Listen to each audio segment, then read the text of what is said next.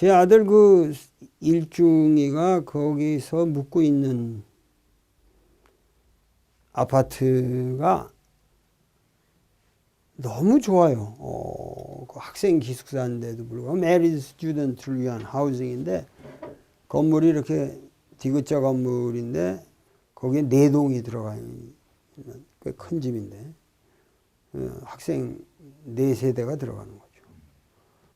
하여튼 브리티시 콜롬비아 UBC에는 지금 전체 학생이 6만 명이나 되는 아주 그렇게 카나다라는 나라가 인구가 적은 나라이지만은 대학 정책이 그렇게 대단한 UBC만 해도 이것이 원래는 옛날에는 맥길 대학이라고 불렀죠. 우리가 이거를 1908년에 맥길 대학으로 시작을 했는데 1915년에 이제 정식으로 UBC로 됐는데 세계 그 대학 통계 중에서 UBC는 반드시 20위권에 들어갑니다. 노벨상 수상자만 해도 7명이 나왔고 곳곳에 아주 위대한 학자들이 숨어 있습니다.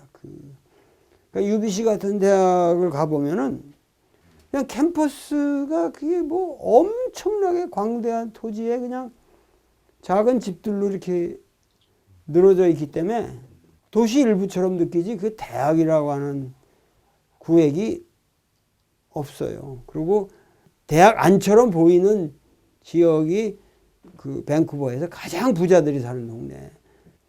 뿐만 아니라 그 UBC 안에 그 비치가 이렇게 숨어 있는 비치가 있는데 그 세계에서 가장 유명한 누드 비치. 여름에 가면은 완전히 누드족들이 전 세계에서 몰려오는. 그래서 여러분들이 누드 구경을 하고 싶으면은 거기 누드 비치를 가시면 된다. 그 티를 내면 안 되겠죠. 본인도 또 빨개 벗어야 되겠지.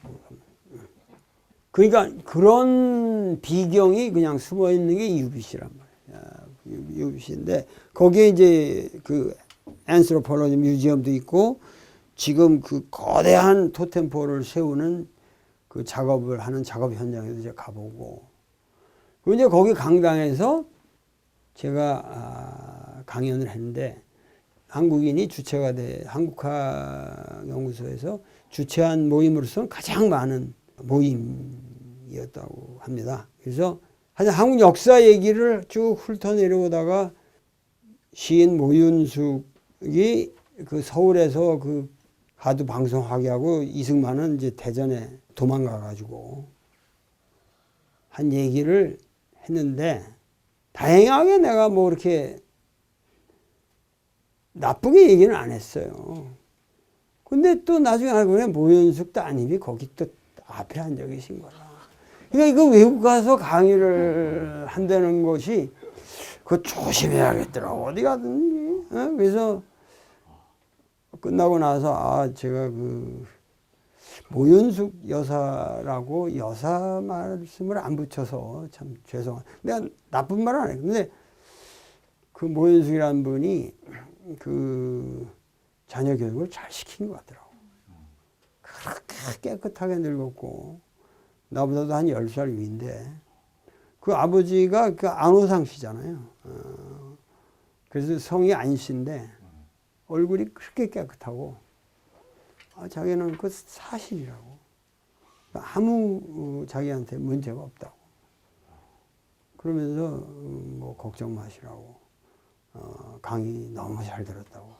그리고 제 영화를 이제 나의 살던 고향을 틀었는데 그것까지 다 보시고 가시더라고. 그런데 하여튼 이제 늙어가면서 말은 조심해야겠다. 어디 가든지 누구를 얘기하든지 간에 자손이 있는 사람들은 함부로 입을 꺼내면 안 되겠다.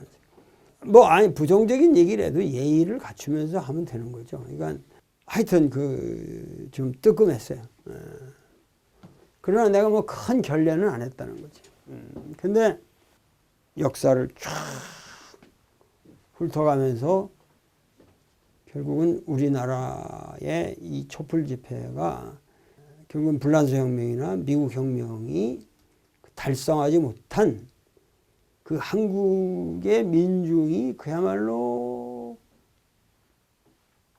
헌정 질서의 체계 속에서 아주 혁명적 변화를 일으켰다는 것이 지금 비로소 우리 민족에게 법이 무엇인가, 어떻게 됐든지 간에 우리나라 법이라는 게 이제 우리 국민에게 박근혜와 같은 사람을 감옥에 집어넣는 법 아니에요. 그러니까 그 헌정 질서에 대한 믿음이 생기기 시작하는 거죠. 그리고 그것이 내면화되는 거죠. 우리에게 있어 어차피 이제는 우리가 법과 더불어 살 수밖에 없고, 뭔가 이 법을 통해서 우리들의 삶의 질서를 만들어 가야 된다.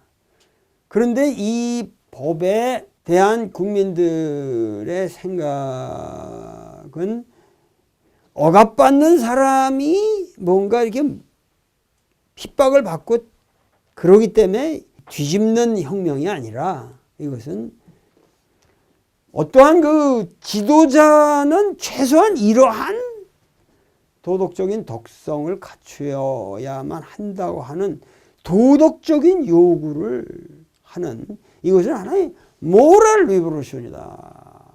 그런 것을 얘기하면서 이것은 어떤 의미에서 컨퓨션 리버레이션이고, 이건 유교적 혁명이고, 맹자가 말했던 바 혁명이라는 게 그 군이라는 게 가르칠 수 있다는 거 아니에요. 그것이 민의를 정당하게 반영하지 못할 때 결국 민심이 천심이고, 그러니까 민의를 반영하지 못하는 군은 잘라버려라, 죽여버려라.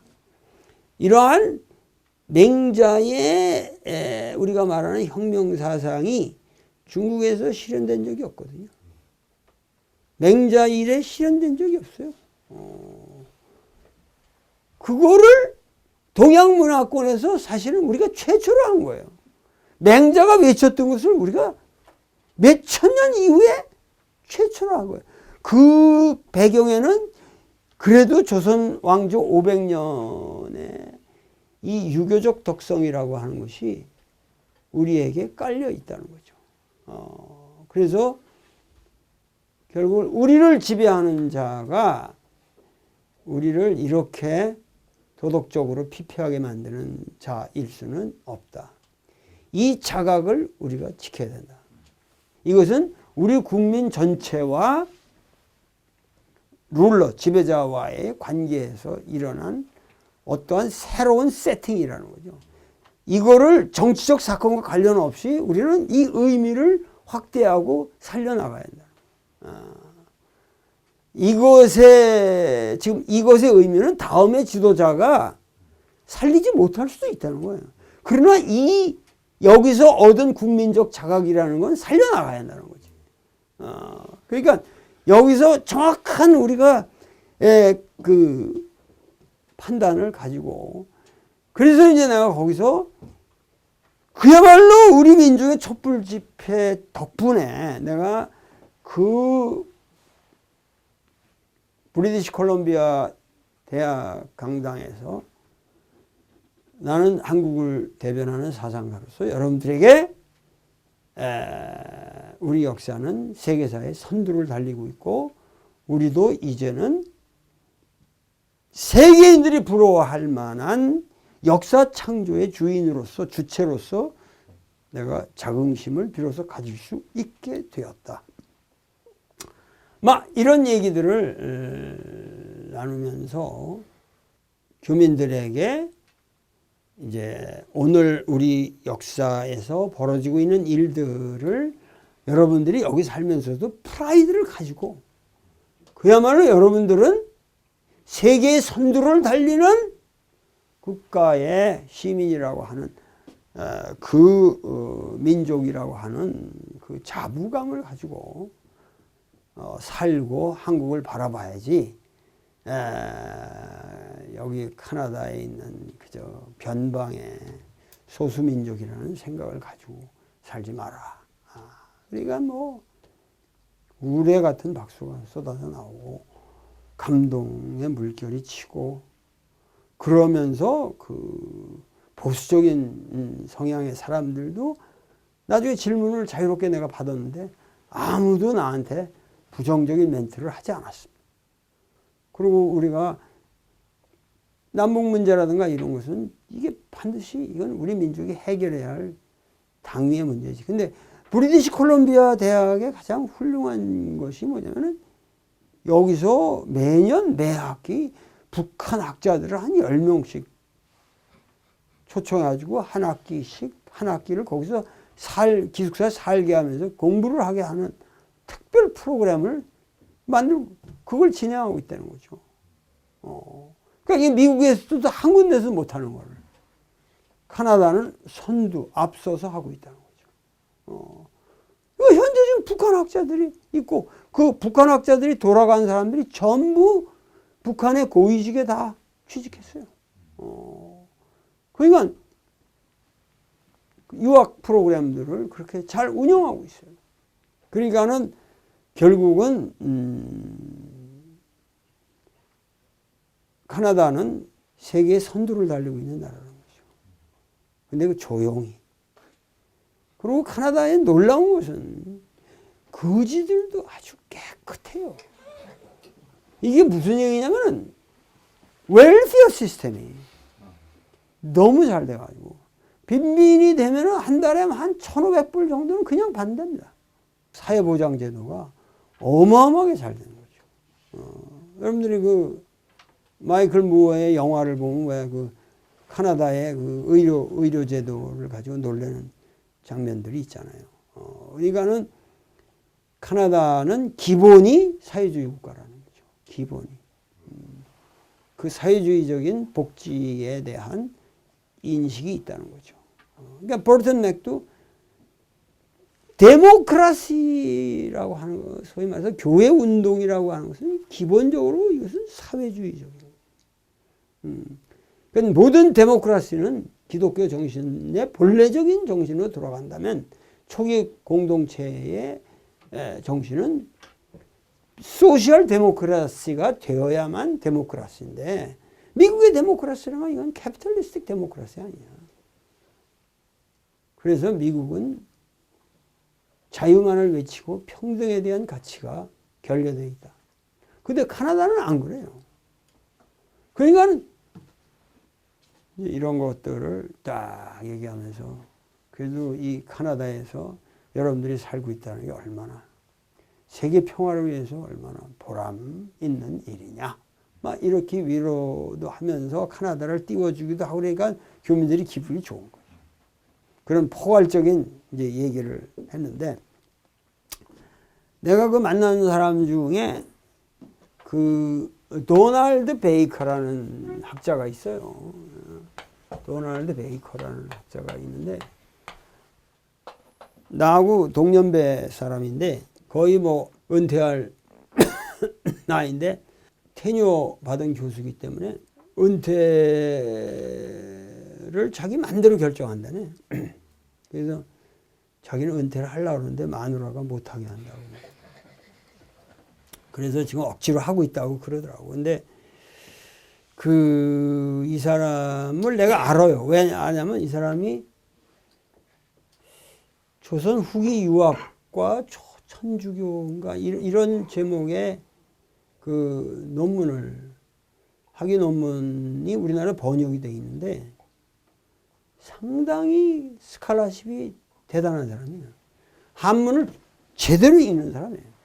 지금 황사영의 백서를 지금 곧 황사영의 백서 내지 뭐 김대관 신부 뭐 여러 가지 그 당시 문헌들을 다 영역한 책을 내고 있다고 지금 쓰고 거의 완결되어 가고 있다고 그러는데 이제 내가 이 책을 이번에 내면서도 여기서 이제 천지남 주호사에서 제일 먼저 한국인들이 모여서 남인들이 그러니까 우리나라 기독교의 특징은 원래 기독교가 해외 선교사들에 의해서 전파된 것이 아니라 우리나라 남인 학자들이 자체의 요구에 의해서 세미나를 해 가면서 북경에 이러이러한 그 선교사 그룹들이 와 있다는데 그들의 이제 그걸 그래서 그 제일 먼저 읽은 책이 사실은 칠극이라고 하는 책이거든요. 칠극이라고 하는 이게 뭐 7가지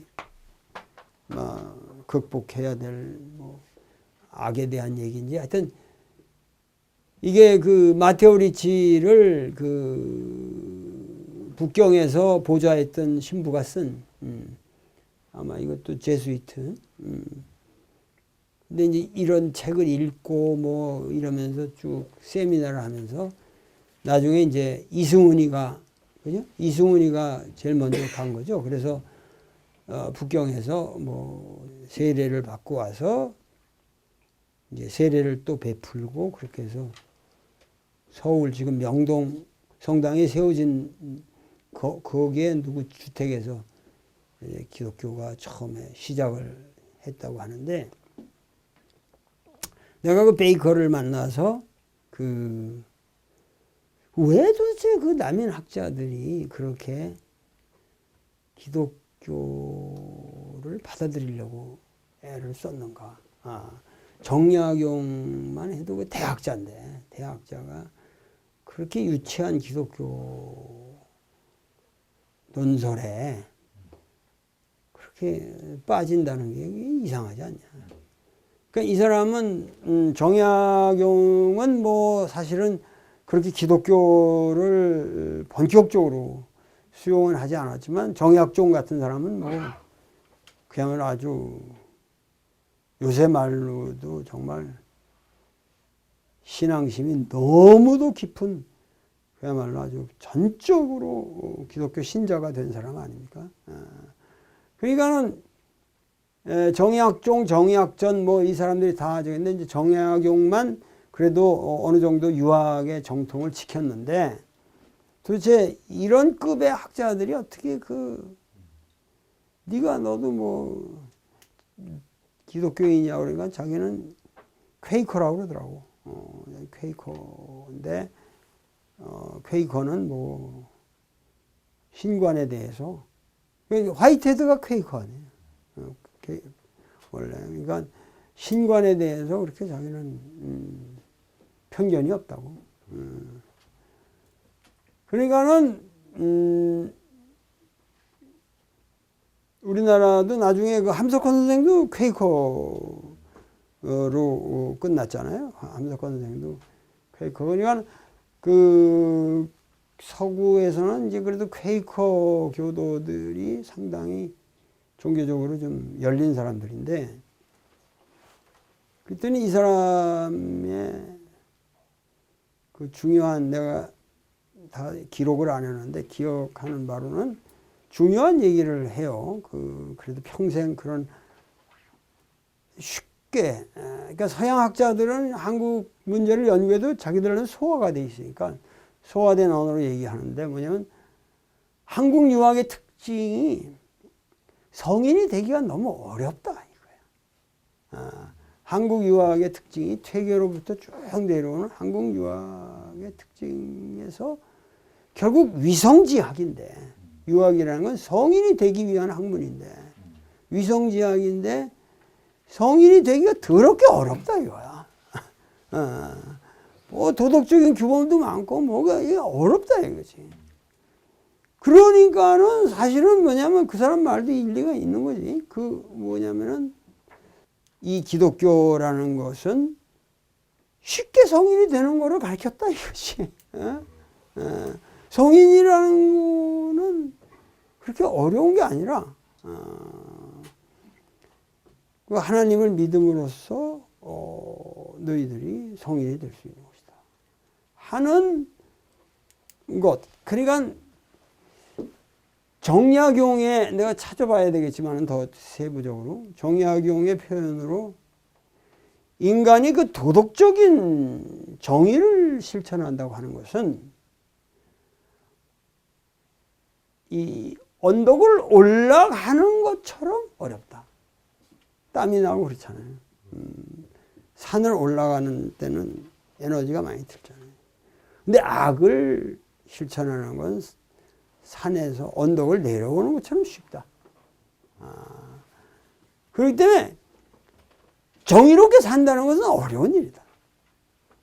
근데 이 어려운 일을 하는 데 있어서 그 하나님이 항상 모든 사람을 워칭하고 있다. 워칭. 감시를 하고 있다는 생각은 굉장히 위로가 되고 그 어려운 일을 해내는데 도움을 준다는 거지. 그러니까 그 도덕적 감시자가 있다고 하는, 그러니까는 그 정의학용은 그 정도까지는 받아들인 것 같다. 그러니까 유교적인 도덕을 실현하는데 하나님이라는 워처가 필요하다는 정도까지는 중용잠에서 말하고 있다. 그리고 서민들은 그건 이제 유학자들의 경우고,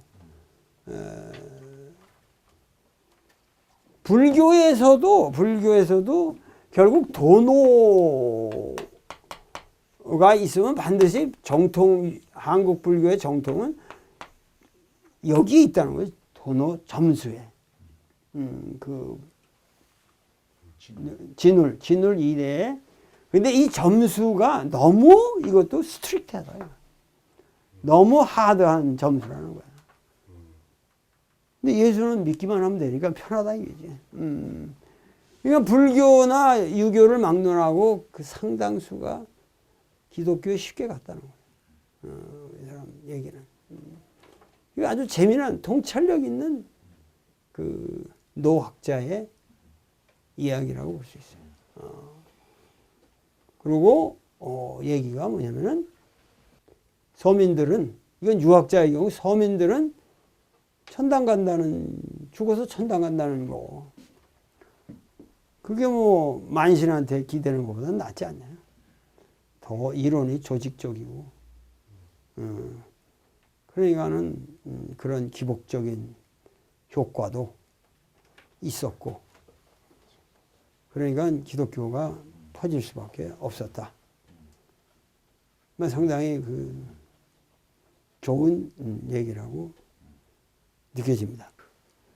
또 만난 사람이 거기 아주 에스로 뮤직 콜리지 세계적인 대가인데, 이 마이클 텐저라고 하는 이 사람인데, 마이클 텐저라고 하는 사람인데, 이 사람은 인도네시아의 가멜란 진 같은 것도 있고, 근데 기본은 벨 같은 게 있어요. 그거 때리기도 하고. 근데 이 기본적으로 실로폰 같은 건데, 그런 쇠판을 쫙 나열한 거를 이렇게 도끼 같은 이렇게 생긴 걸로 통통통 치는 거거든. 근데 서양 사람들이 가멜란에 미친 사람들이 많아요. 가멜란 악기에. 그래서 이 가멜란의 아주 대가죠, 이 사람이. 이 마이클 텐저라고 하는 사람이 나한테 이제 얘기를 하는 거예요. 왜 한국은 그렇게 근대화 과정에서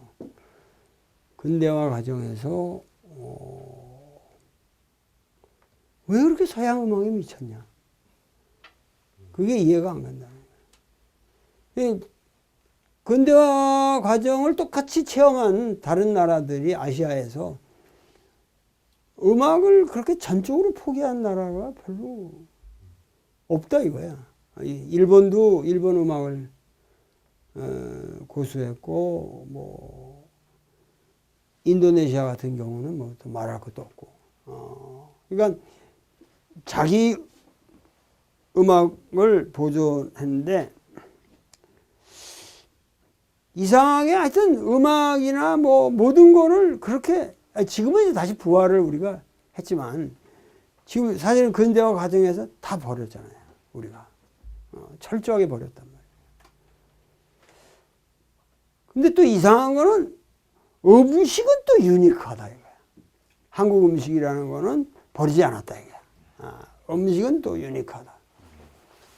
그런 걸 질문하는데 그게 좀 답변하기가 어렵더라고, 내가. 답변하기 어려워. 그래서 근데 지금 생각해 보면은 가장 큰 이유가 사실은 그 일본 제국주의라고 하는 이 일제 시대 때 그 우리 국악이라든가 이런 거를 왜곡시키고 아주 철저히 차단을 시킨. 그러니까 일제 36년의 그 단절이 너무 치열했다고 볼 수 있죠, 우리 경우에. 그러면서 그 해방 후에 미국이 들어오면서 이렇게 아주 급격하게. 그러니까 이 서양화된, 그러니까 이 사람, 이 마이클 텐서 교수의 이 시각에서 보면은 우리나라가 그 서양화된 그 도수가 그 이 아시아 국가 중에서도 가장 치열하다고 보는 것 같아요. 아주 치열하게. 그것도 서양 음악에 또 많은 성과가 있잖아요, 우리 민족이. 그러니까는 근데 그 왜 자기 음악을 그렇게 전시하고 버렸냐? 그래서 내가 그건 우리 민족이 워낙 그 자신만만해서 수트르면 그냥 좋은 것도 막 팍팍 버리고 그런 그 어드벤처의 이런 품성이 강한 민족 같다. 그리고 또 하나는 뭐 일본의 식민지가 가져온 단절, 그리고 이제 6.25 전쟁, 그리고 이제 그 뒤에 쏟아진 뭐 미국 물자 뭐 이런 걸로 해서 미국풍이 갑자기 그 흥행하게 됐고 뭐 그런 좀 구질구질한 얘기들을 쭉 했는데, 하여튼 질문이 재미있는 질문이에요. 그래서 이제 한국은 그래도 우리 것을 복원하려고 그러고 우리는 지금 노력을 하고 있다. 그러니까 예를 들면 판소리를 가지고 판소리 쪽에 뭐 독특한 뭐 음악이 나온다든가 이런 것도 지금 모던 뮤직에는 없잖아요, 대중음악에는. 그러니까는 뭐 하여튼 그런 얘기, 막 그런 얘기들 하면서 하룻밤을 즐겁게 보내면서 이 민속음악이라는 것의 연구가 결국은 그 인간에게 단순히 음악의 문제가 아니라 진정한 보편주의를 가르쳐주는, 난 그런 것이라고 본다 했더니 이 사람이 감동을 받아가지고, 당신이야말로 에스노뮤지컬로지스트다, 가장 심오한 에스노뮤지컬로지스트라고 말할 수 있다. 그러면서 이제 철학적인 담론을 쭉 나누었는데, 그 다음에 이제 한국의 그 풍물을 연구한 아주 유명한 그 교수가 하나 있어요. 근데 그 일중이가 그 교수 밑에서 지금 논문을 쓰고 있는데, 김일중은 박사 논문을 본패로 쓰기로 결정했다고 해요. 그러니까 그거는 상당히 좋은 일이죠. 왜냐하면 본패를 체계적으로 연구해서 그 영어로 논문을 쓰게 되면 세계인들이 알게 되니까 그 본패에 대해서. 그래서 아마 좋은 논문을 자기는 세계에서 가장 에스노뮤지컬로지에서 가장 뛰어난 그 논문을 쓰겠다고 아주 각오를 하고 있는데, 그 교수들하고 내가 그 저녁을 이렇게 매일 밤 약속을 해서, 그만큼 내가 이제 그 브리티시 콜롬비아 대학에서 대단한 강연을 해가지고 이름이 퍼지니까 교수들이 내가 어레인지를 하면 착착착 응해주는 거야. 자기들 스케줄 맞춰가지고. 매일 밤, 그래서 당신이 제일 가고 싶은 식당을 하나 골라라. 돈은 내가 내겠다. 그 사람들 기분이 좋죠. 그래서 간 식당들이 다 위대한 식당들이었어요. 그야말로 그 하버의 그 장관이 이렇게 밤에 파노라마로 펼쳐지는 그런 아름다운 식당에서 아주 레스토랑, 고급 이태리 레스토랑인데, 뭐 1인당 60불 정도면은 이런 코스 요리가 있더라고. 그랬더니 코스 내용이 뭐냐니까 그 주무받는 사람이 자기도 모른다는 거예요. 오늘 주방장 맘대로다, 이거. 그래서, 좋다. 니들 내봐라. 그랬는데, 그래가지고 한 10사람이 앉아 있었는데, 나오는데, 이 장난이 아니에요, 요리가. 내가 먹어주기가 미안할 정도로. 60불에 10명이라도 60만원, 우리나라 돈으로 한 60만원 정도인데, 60만원 받은 게 미안해서 열심히 뭔가 내용을 맞추려고 하는 듯한, 그만 나와도 될 텐데. 근데 아주 좋은, 그러니까 순박한 사람들의 그 분위기를 알 수 있죠. 그만큼 사람들이 진실하다는 거지. 돈을 받았으면 돈에 상부하는 서비스를 우리가 해야 된다고 하는 의식이 투철하더라고.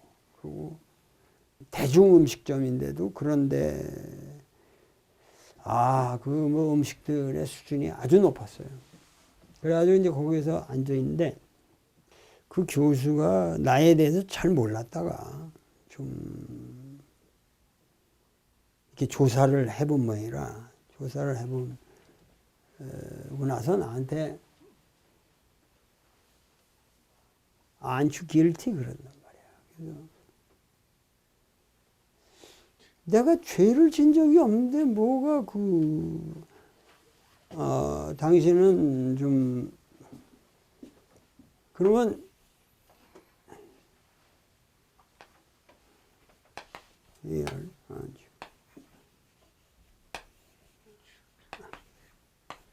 길티라 그러면 이 길티라는 게 그러니까 죄책감을 느끼지 않느냐 이런 얘기인데 Aren't you guilty? 나는 죄책감을 느낄 일을 하지 않았는데 뭐 때문에 그런 얘기를 하냐니까 자기가 이렇게 조사해본 바로는 보통 사람은 그 한 구탱이도 차지하기가 어려운 행복을 당신은 지금 나이 70이 돼서도 이런 어마어마한 저수를 2달 만에 뽑아내고 그리고 와서도 이렇게 멋있는 강연을 하고 자식들도 하나같이 다 성공을 하고 부인과도 결혼을 잘해서 이러이러하고 다 학자들이고 그 손자까지 또 이 동네에서 아주 걔가 우리 손자가 다들 뭐냐면 세인트라고 그러는데요. 거기다 성자라고 그랬네요. 성자. 점잖하다고. 그 옆집에 쌍둥이 애가 비슷한 애들인데 지들끼리 매일 싸운다는 거야. 근데 얘만 가면은 양쪽에서 붙잡고 얘하고는 손을 붙잡는다는 거야. 자기들끼리 손 절대 안 붙잡는데. 그만큼 얘만 가면은 그렇게 모든 애들한테도 인기가 있다는 거예요. 그런 얘기까지 다 하면서 당신은 좀 죄책감을 느끼지 않느냐.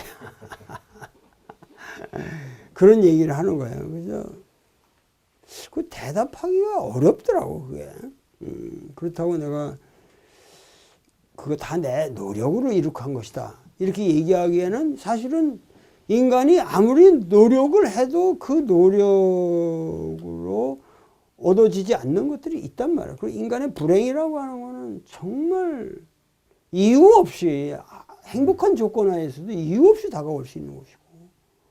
근데 그 얘기를 듣고 나서 내가 비행기를 타고 이 인천공항을 내리는데 한 10m 이렇게 거의 착륙할 그 시점에도 여기서라도 잘못되면 내가 죽을 수 있는 거 아닌가? 그냥 불행이라는 건 어느 순간에도 찾아올 수 있는 거고. 누가 갑자기 병이 들어서 가족에서 어떻게 될 수 있는 건데, 그래도 내가 이렇게 그래도 aren't you guilty라는 얘기를 들을 정도로 그래도 행복한 삶을 그래도 누리고 있는 편이 아닌가라고 되돌이켜 보면서 이러한 결과를 내가 그래도 유지하려고 한다면 그야말로 유일한 방법은 나의 행복을 쉐어하는 수밖에 없다. 모든 사람에게 이 죄를 씻는 방법은 그저 많은 사람들하고 나의 행복을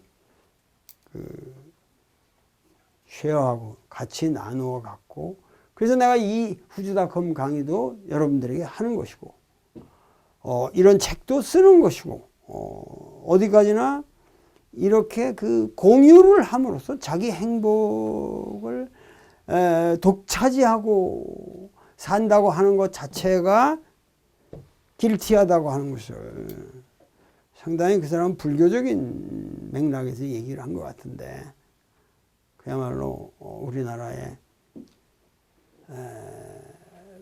기업인들이나 모든 사람들이 자기의 부가 그 자기의 부가 아니라 그것이 사회적인 부라고 하는 자각, 그야말로 그 내가 부자라고 하는 것 자체를 자책감을 느껴야 되고, 내가 대학자라고 하는 것에 행복감을 느끼는 게 아니라 죄책감을 느낀다.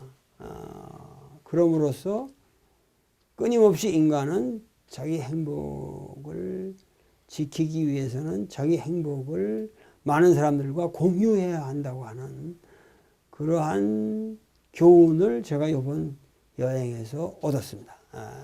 상당히